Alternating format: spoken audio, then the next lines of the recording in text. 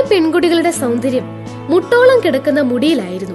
മുടി നിവർത്തിയിട്ട് സുന്ദരികൾ നടന്നു പോകുന്നത് കാണാൻ എന്തൊരു ഭംഗിയായിരുന്നു. എന്നാൽ ഇപ്പോൾ പലരും കഴുത്തറ്റം വരെ വെച്ച് മുടി മുറിച്ചു കളയുകയാണ്.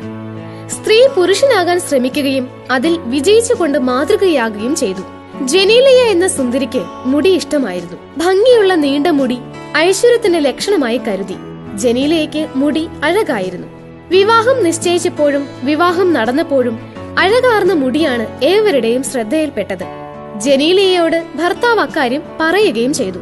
ഭർത്താവിന് മുടിയോടുള്ള പ്രണയം കണ്ടപ്പോൾ തന്നോടുള്ള പ്രണയം കുറയുമെന്ന് വിചാരിച്ച് ജനീലിയ മുടി മുറിച്ചു കളഞ്ഞതാണ് പോലും. മറ്റൊരു വാർത്തയും ഇതോടൊപ്പം കൂട്ടി വായിക്കുന്നത് നല്ലതാണ്. ജനീലിയയും ഭർത്താവും വഴക്കു കൂടുമ്പോൾ അവരുടെ മുടിക്കുത്തിന് പിടിച്ച് എന്ത് വേണമെങ്കിലും ചെയ്യാമെന്നും ഒരു ദുരന്തം തന്നെ സംഭവിക്കുമെന്നും ജനീലിയ മനസ്സിലാക്കി. ഭാര്യയ്ക്ക് മുടിയുണ്ടെങ്കിലല്ലേ ഭർത്താവിന് ചുറ്റിപ്പിടിക്കാൻ കഴിയൂ.